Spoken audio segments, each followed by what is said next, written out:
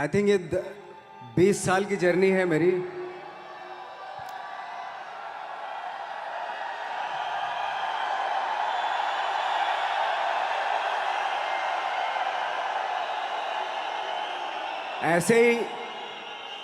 ऐसे जब 20 साल पहले मैं खड़ा हुआ था ऐसे किसी ऑफिस में जाके, तो मुझसे पूछा गया था कि क्या है। किसी डायरेक्टर के असिस्टेंट ने पूछा था क्या है। मैंने कहा एक्टर हैं। बोले दिखने से तो लगते नहीं हो एक्टर हो। तो क्या होता था कि इंडस्ट्री में हमेशा ये चलन था कि एक्टर हीरो जो होता है वो 6 फुट का होता है और गोरा होता है और लंबा चौड़ा बल्ले छल्ले होते हैं। मतलब हम तो बस ऐसे ही चले गए थे, ऐसा ऐसा ऐसा समझता था वो।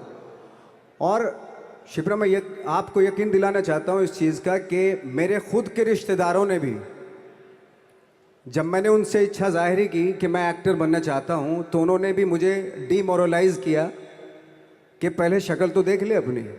क्योंकि 5 फुट का छोटा पतला दुबला सा आदमी, काला कलूटा, मुझे खुद को पता नहीं था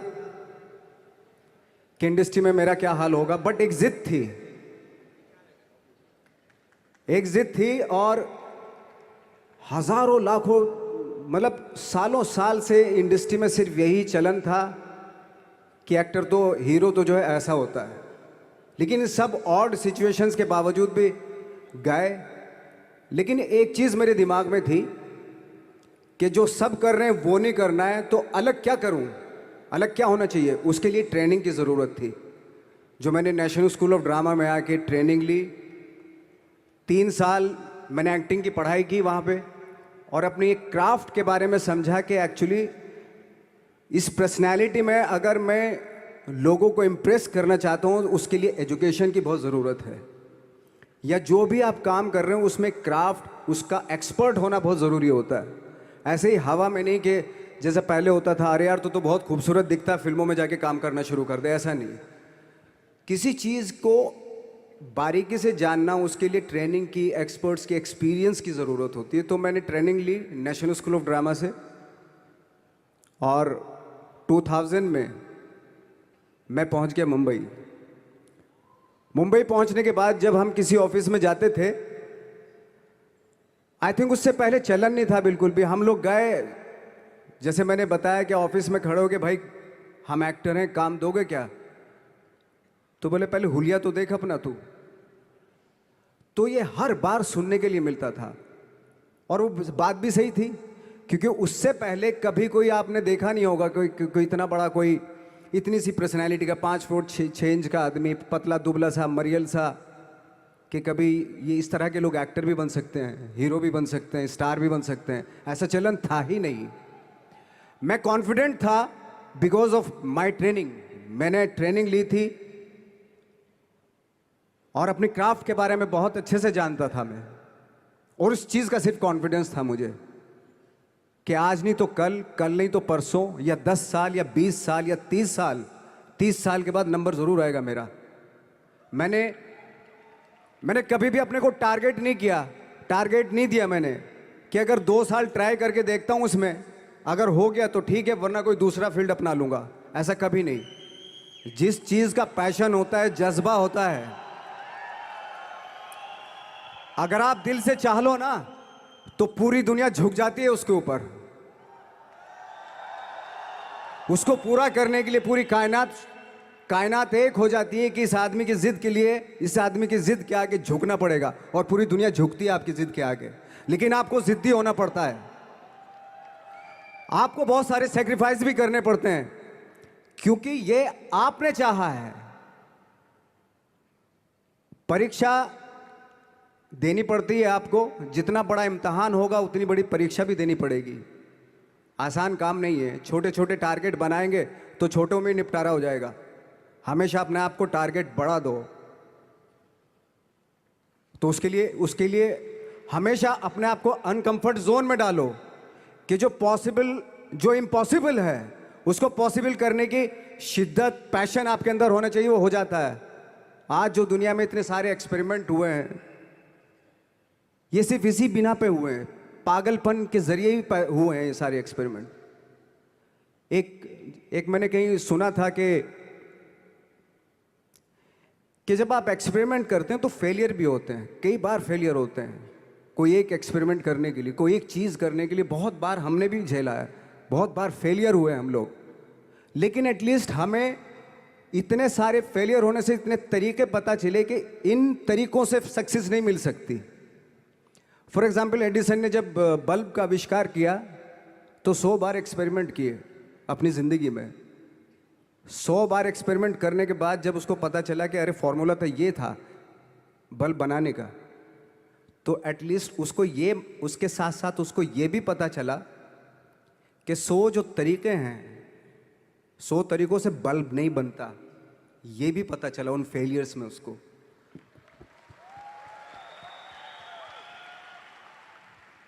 जब हम लोग मुंबई आए तो हमें मालूम था हमारे पास पर्सनैलिटी नहीं है, हमारे पास बैक नहीं है, या हमारे फादर दादा परदादा तो फिल्म इंडस्ट्री में है नहीं, हम ही हैं, तो हमें क्या करना चाहिए। इसलिए लोगों के बीच में घुसे रहते थे, आम लोगों के बीच में घुसे रहते थे, उनका एक्सपीरियंस सुनते थे, उनको ऑब्जर्व करते थे। तो आई थिंक मेरे पास 15 साल तक, 10-12 साल तक कोई काम नहीं था। जैसे आपने बताया कि बहुत ही 10-10 सेकंड के रोल करके घर में आके बैठ जाता, पूरे साल खाली बैठे रहते थे हम लोग। लेकिन एक चीज़ थी कि लोगों के बीच में रहते थे। लोगों के बीच में रहने से ये एहसास हुआ हमें कि तरह तरह के लोग हैं, लेकिन हमारी इंडस्ट्री में सिर्फ एक ही तरह की एक्टिंग होती है।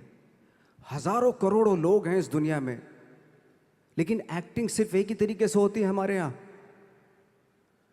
तो मुझे लगा यार, ये मैं तो ट्रेन भी हूँ, मुझसे अपनी आर्ट भी आती है, और हजारों लोगों को मैं ऑब्जर्व भी कर रहा हूँ, तो ये तो सबसे अच्छा सूत्र है। ये इससे तो मैं बहुत कुछ कर जाऊँगा।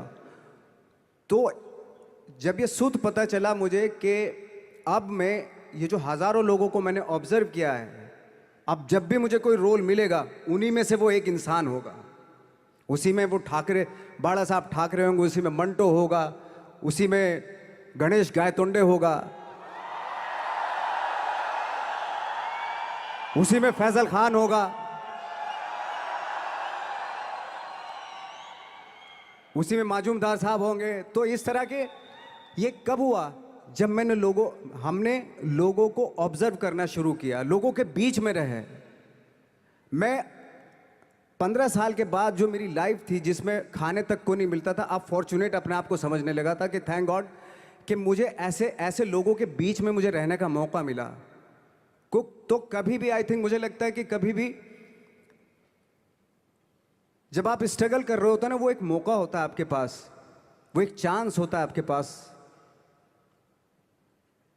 कि कैसे उसमें आप अपना ऑब्जर्वेशन, एक्सपीरियंस, जब आपको काम मिलेगा वो उसमें लगाएंगे आप। तो मेरी लाइफ बहुत ही, आज जब मैं सोचता हूँ कि यार ये तो बहुत ही अच्छा हुआ था, जो 15, 10, 12 साल मैंने बिना काम के गुजारे, जो लोगों के बीच में रहा था मैं, आज वो काम आ रहा है मेरे।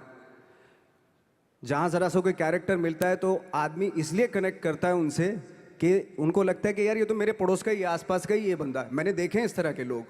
आई थिंक यही हमारी सबसे बड़ी जीत है एज एन एक्टर।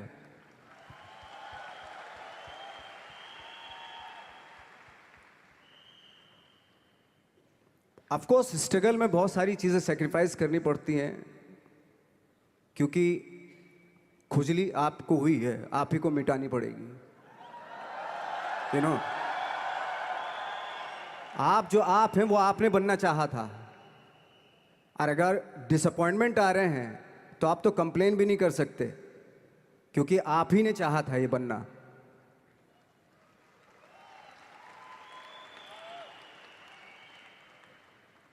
तो बस यही था कि 10-12 साल तक मैंने सोचा था, 10-12 साल जब स्ट्रगल हो गए तो मेरे बहुत ज़्यादा वो भी हुआ कि यार छोड़ के चले जाते हैं, कुछ काम मिल नहीं रहा है, क्या हो रहा है, कुछ पता नहीं, आई डोंट नो मिल पाएगा या नहीं मिल पाएगा। फिर ये होता था कि नहीं, मेरी मदर जो है ना, एक लेटर लिखती थी मुझे हमेशा। तब मोबाइल नहीं आए थे, पेजर आए थे, तो पेजर यहाँ पे लगा के चलते थे हम लोग। जब उनको मालूम हो जाता था कि भाई बंदा जो है ना थोड़ा सा फ्रस्ट्रेशन में है, डिप्रेशन में है क्योंकि काम नहीं मिल रहा, तो मेरी माँ मुझे एक लेटर लिखती थी, उस पर लिखती थी कि लिखने के बाद एक लास्ट में लिखती थी कि 12 साल में कचरे के दिन भी बदलते हैं, तू तो इंसान है, तेरा दिन भी बदलेगा।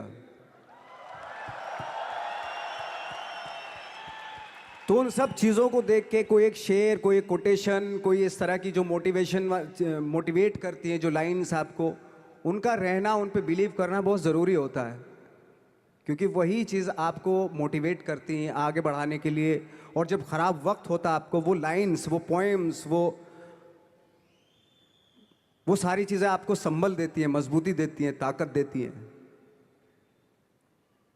और मैं जिस गांव से आया था, डिस्ट्रिक्ट मुजफ्फरनगर के एक छोटा सा गांव था बुढ़ाना, जब हमने शुरुआत की थी वहाँ पे, जब मैं था वहाँ पे लाइट भी नहीं थी। 1 घंटे के लिए रात में कभी आ गई, या 1 महीने के बाद हल्का सा मुंह दिखा के चली गई, इस तरह की लाइट इस तरह होती थी। वही लैंप में पढ़ना स्टार्ट किया, लैंप। तो छोटे से गांव से आने के बावजूद फिर दिल्ली मतलब छोटा सा, उससे बड़ा शहर भी हमें ऐसा लगता था पता नहीं क्या है, मतलब डर लगता था।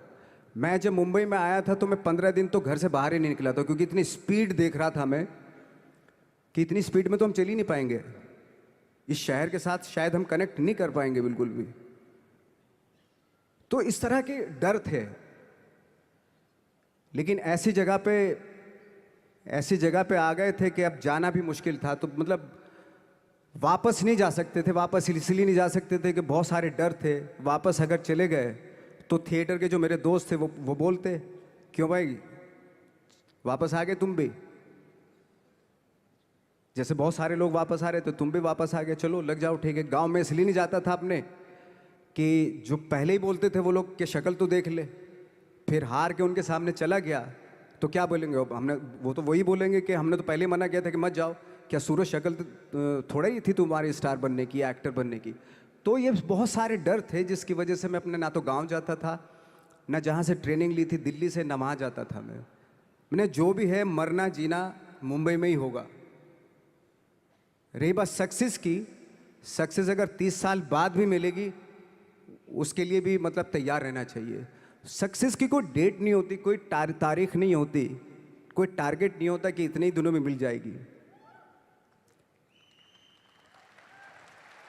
इंसान का काम होता है, आई थिंक मुझे लगता है कि मेरे हिसाब से मुझे लगता है कि लाइफ ना हमेशा अपने आप को लाइफ में पुश करते रहो, और पैशन के साथ जिस भी आप काम में हो, जो भी आप काम कर रहे हैं उसमें पैशन के साथ लगे रहना बहुत ज़रूरी होता है।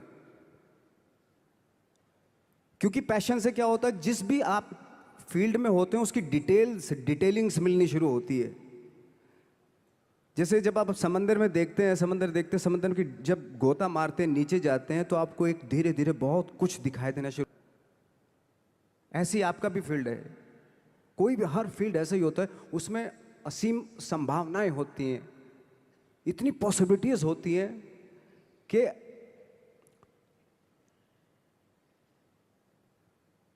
आई थिंक दुनिया का हर काम में इतनी सिर्फ अगर एक दर्जी है पैंट सीता है, 1000 तरीके की पैंट सी सकता है वो, अगर वो चाहे तो।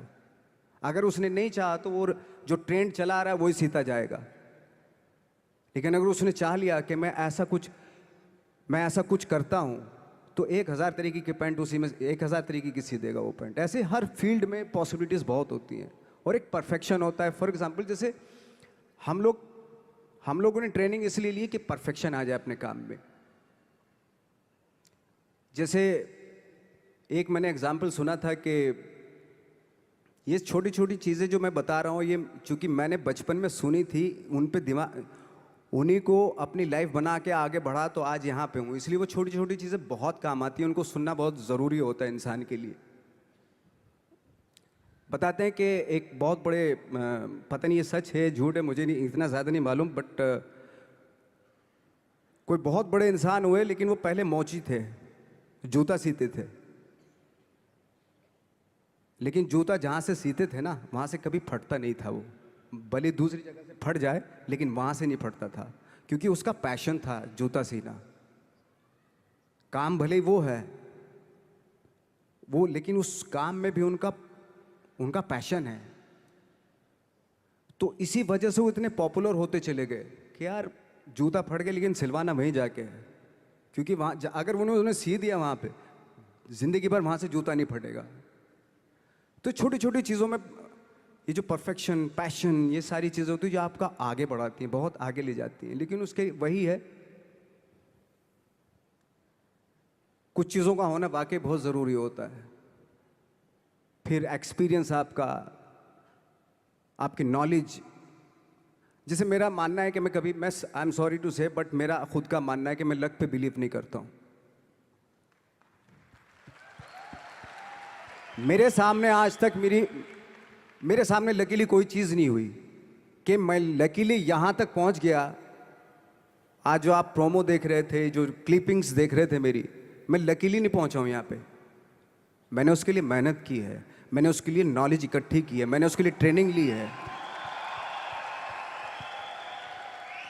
अगर लक पे डिपेंड करता ना मैं, तो अपने एक रूम में रहता, देखते हैं यार लक जब होगा तो हो जाएगा, ऐसे थोड़े ना होता है।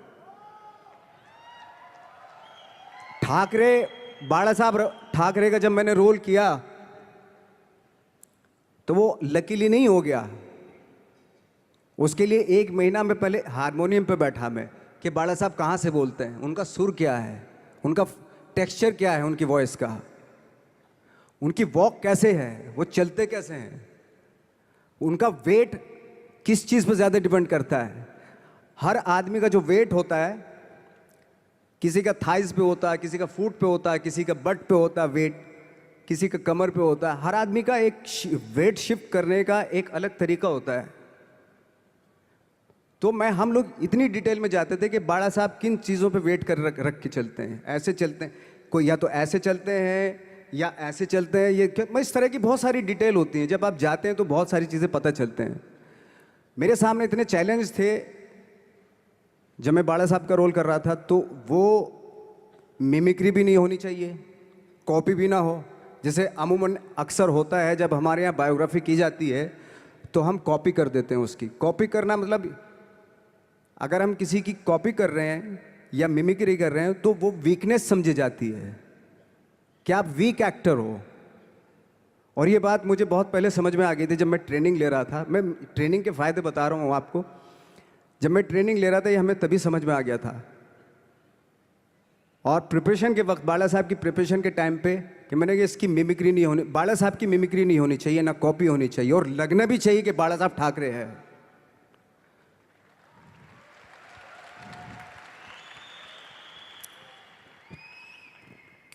क्योंकि चैलेंज ये था कि हजारों लाखों वीडियोस हैं बाला साहब ठाकरे के, हर आदमी ने देखे हुए हैं, सब ने देखे कि बाला साहब कैसे बोलते हैं, कैसे हाथ को ऐसे ले जाते हैं। एक बार ये हुआ था कि मैं जब इसकी शूटिंग कर रहा था, ठाकरे मूवी की शूटिंग कर रहा था मैं, तो उद्धव साहब ठाकरे जो है वहाँ पे आ गए थे, वैनिटी में बैठे थे मेरे सामने। तो मेरा हाथ ऐसे था, इट्स लाइक दैट। तो बोले आपने हाथ ये ऐसे क्यों रखा हुआ है?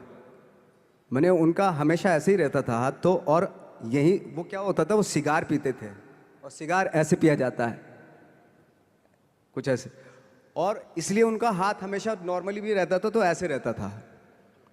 और यहीं से जब स्पीच देते थे यहीं से ये जाता था, जो उनका सिग्नेचर वो जेस्चर था। तो वो शॉक्ड हो गए कि इतनी डिटेलिंग आपने ली है। तो जब फिल्म देखी उन्होंने, तो फिल्म देखने के बाद उनको रियलाइज़ हुआ कि वाकई बहुत स्टडी की है नवाज ने उनके बाड़ा साहब के ऊपर। तो मुझे खुशी हुई थी कि थैंक गॉड कि ये सारा किस लिए हो रहा है, पैशन की वजह से हो रहा है। एक पैशन है, उसके बाद आपका एक्सपीरियंस है, आपकी नॉलेज है, आपकी ट्रेनिंग है, उससे ये सारी चीज़ें निकलती हैं। लाइक मंटो, ये जितने भी कैरेक्टर्स हुए वो सब हवा में नहीं हुए या लकीली नहीं हो गए। उनके लिए बाकायदा बहुत छोटी छोटी मेहनत की, छोटी छोटी डिटेल इकट्ठी की गई, स्कोर बनाया उसका, उन डिटेल्स का, तब जाके वो कैरेक्टर जो आप देखते हैं वो एक अलग इंसान दिखता है। वो मैंने कभी भी हीरोइज्म या इन सब चीज़ों पे बिलीव नहीं किया। जब आज मुझे बोलते हैं कि तुम तो स्टार हो, मैं सच आज भी मुझे यकीन नहीं होता कि मैं स्टार हूँ। मुझे लगता है कि मैं एक्टर ही हूँ, और मैं आज भी ढूंढने की कोशिश कर रहा हूँ, नई नई डिटेल्स ढूंढने की कोशिश कर रहा हूँ कैरेक्टर्स की। स्टार्स का क्या होता है कि जब स्टार होता है एक जैसा होता है, और 30-40 साल तक एक जैसा करता चला जाता है वो। मुझे वो नहीं बनना। अगर मैं ये करूं तो शायद दूसरे दिन ही बोर हो जाऊंगा मैं। मुझे हर रोज नए कैरेक्टर ढूंढने हैं।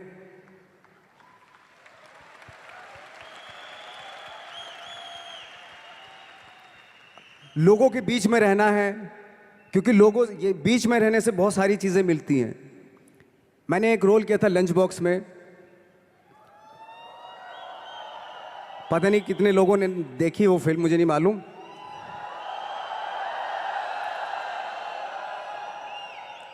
उसका कोइंसिडेंट ऐसा हुआ कि मेरा जो दोस्त था, जो मेरे रूम पार्टनर स्ट्रगल के टाइम पे मेरे साथ रहता था,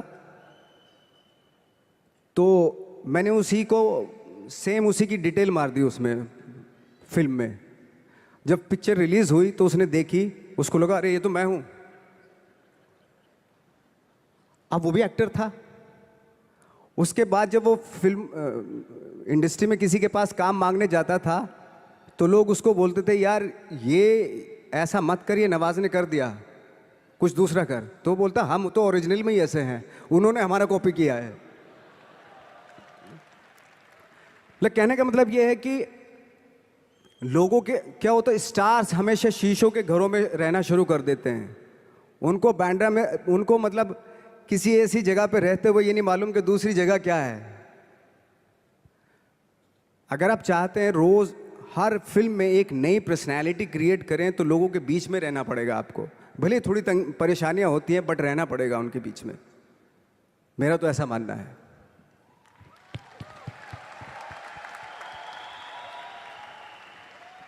नवाज, आप बहुत छोटे से शहर से हैं, डिस्ट्रिक्ट मुजफ्फरनगर।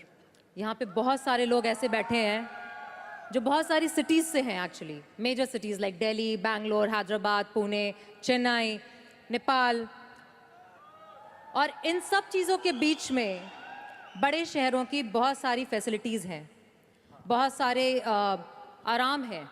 जबकि आपके शहर या जिस शहर से मैं हूँ, जहाँ पे एजुकेशन भी नहीं मिलती है, जहाँ पे खाना पीना, जैसे आपने बोला बिजली, कोई भरोसा नहीं होता कब आएगी, जाना तो नॉर्मल है।